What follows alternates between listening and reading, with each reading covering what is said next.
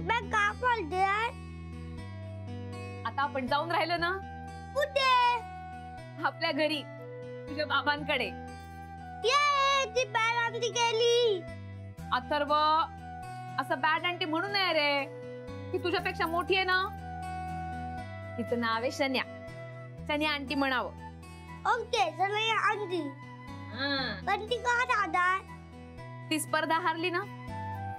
आमचं ठरलं होतं ती स्पर्धा हारली तर ती आपलं घर सोडून निघून जाणार. आणि कोण जिंकलं? आई. अथर्व आता आपण आपल्या घरी वापस जाऊन राहिलो. मग तू तुझ्या खोलीत खेळू शकशील, अभ्यास करू शकशील. मी तुझ्यासाठी छान छान पदार्थ बनवून देईन. मुख्य म्हणजे आपले बाबा रागवलेत ना आपल्यावर. हो. त्यांचा राग दूर करायची एक संधी आपल्याला मिळेल. सगळं नीट होईल परत.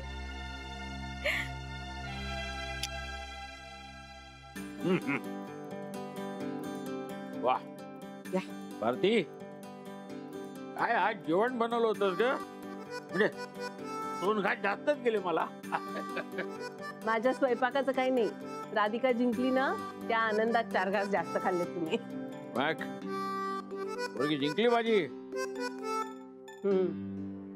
आणि आता स्वतःच्या घरी परतही जाईल ती. खरंच स्वतःचा शब्द खरा करून दाखवला राधिकाने. शेवटी लेख कोणाची आहे? हार मानायची नाही हे मी तिला आधीच सांगितलं होतं.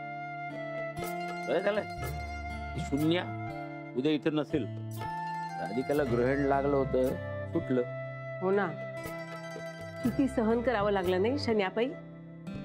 खरं सांगू तुला भारती, उद्या ती तिच्या घरी जाईल आणि हे सगळं घर रिकाम होईल ग. एवढे दिवस शेजारी राहत होती, मग घरात आली. खूप जीव लावा लागत तिने या घराला.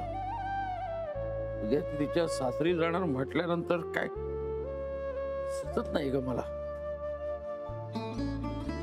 एकदा असं वाटतं भारती छान होणार आता सगळं, पण कुठेतरी रुखरुख पण लागून राहते की बरं होईल ना तिचं. अहो तुम्ही असं माझ्यासारखं काय बोलायला लागलाय? होईल. एकदा राधिकाने घराचा ताबा घेतला ना की सगळं व्यवस्थित होईल. बघा गुरुनाथलाही चांगलं वठणीवर आणेल ती. तसंच होऊ दे ग बाई, हेच व्हायला हवं. आणि शून्याचं भूत आता एकदाच उतरू दे डोक्यातनं तिच्या. राधिका आहे ना भूत उतरवायला. पण खरं सांगू का, उद्यापासून मला फार कंटाळा येणार आहे. म्हणजे सारखी राधिका अवतीभोवती असायची त्याची सवय झाली ना. खरंच कंटाळा येईल. काय शेवटी जगण्याचे नियम आहेत ग. आयुष्यभर कोणी कोणाला पुरत नाही.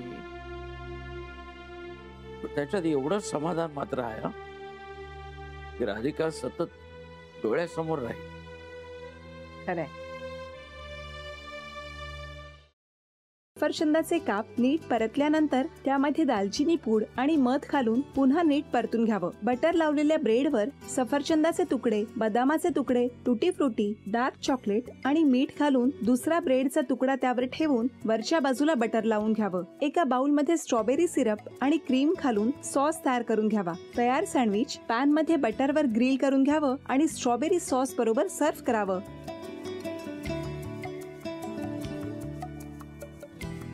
हे जेव्हा बोलत होते तेव्हा मी बघत होतो की या दोघांनी स्वतःचा संसार उभा केलाच, पण स्वतःच्या संसाराबरोबर अनेकांच्या आयुष्यात आनंद निर्माण केला.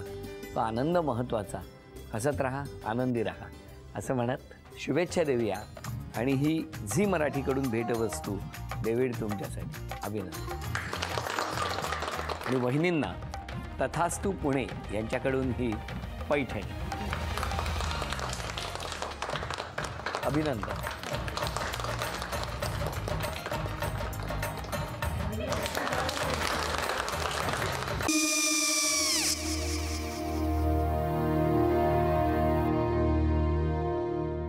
काय गो? हा काय झालं? काय झालं? काय आले मी निकाल लावून आली. हो पण तिची आईच काय बोलली?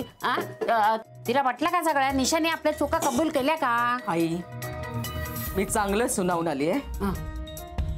त्या तिची बाजू घेत होत्या, पण मी लक्ष दिलं नाहीये. खूप झालं आता. चांगुलपणा खूप झाला. मऊ दिसलं ना की कोपऱ्याने खणतात ना माणसं, ते असं.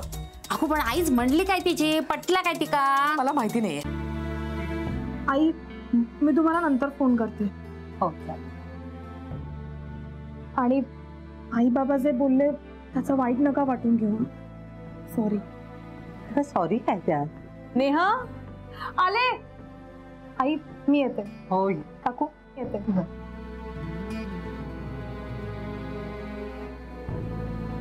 सावकाश जाग. हो हो.